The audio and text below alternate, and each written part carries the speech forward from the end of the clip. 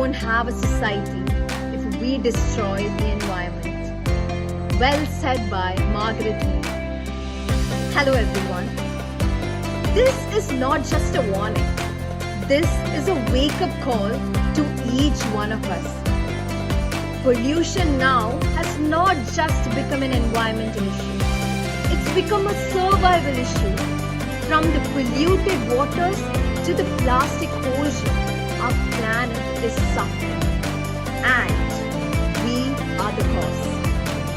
It's not just about the dirty water or the plastic oceans. It's about health, survival, and most importantly, responsibilities. Every plastic bottle we throw, every puff or smoke released adds up. And soon we'll have nothing left to protect. We can't afford to wait for someone else to fix it. The change, I repeat, the change begins within you and me. It can be done so by reducing waste, planting more trees, conserving energy, and most importantly, raising our voices. Let's not be a generation that knew better but did nothing. Let me conclude by saying, pollution is not a fate. It is a choice each one of us can choose to end it. Thank you.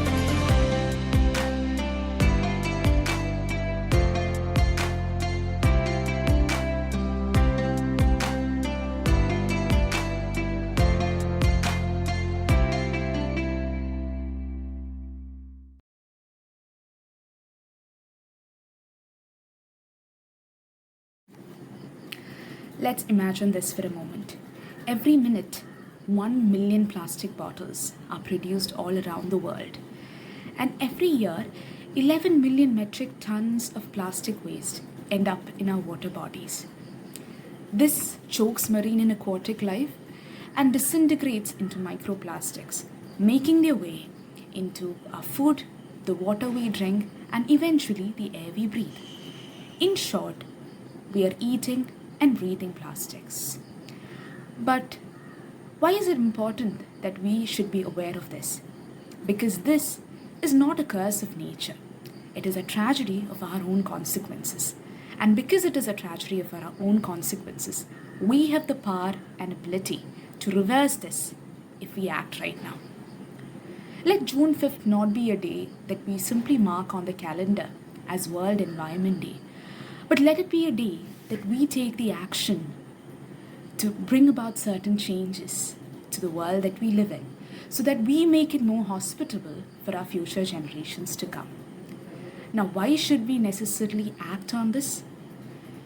Because plastic pollution makes the world not just an uninhabitable place, but also affects us in many ways. It is a health issue, a justice issue, a livelihood issue. And as time passes, when we don't act and when we don't raise our voices, it's the poorest of the poor being affected. It is our ecosystem being affected, and we are endangering the lives of our planet. But there is hope, because there are many countries who have banned the usage of single-use plastics. There are innovators, young ones especially, who are bringing about more methods, innovative methods for the usage of biodegradable products, and especially the usage of biodegradable plastic bags. There are NGOs and communities around the world who are taking the effort and time to clean water bodies, to clean the environment around us, so that they make it more habitable. So there is eventually a hope, and when we act along with them, we end up making this planet more habitable. What can we as a student community do to end plastic pollution? Well, it's the basic 3 R's, and one more R is added to it, and one more L is added to it. So that's like we have to refuse the use of single-use plastic, try to minimize the use of plastic as much as possible. Wherever plastic is not necessary, go for an alternative option. That is one thing that we as students can do.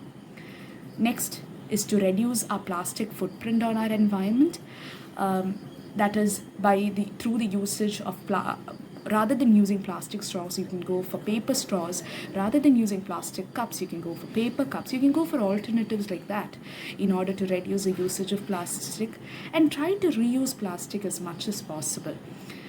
And you can reuse your water bottles or plastic water bottles for as a potting for plants.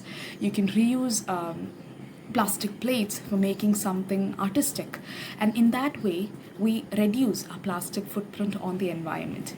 And the next thing is by raising our voices. Whenever we see plastic being thrown in the environment, we can raise our voice against it. We can educate people who are not aware about it. We can create awareness. Since we are educated, we have the voice in us, we can raise our voices to prevent plastic pollution. And the next is to lead by an example. So we as a student community can lead by an example and show how we can practice all four of it, that is reduce, reuse, recycle, and raise our voices. And in that way we can lead an example for others so that they also get inspired by our actions, by our motives, and by our ideology, and inculcate these habits into their lives. And this is eventually helping the future of our planet. And as I want to conclude my speech, I would say that we only have one planet Earth. There is no planet B, and our Earth needs us more this time. So it's better that we act together.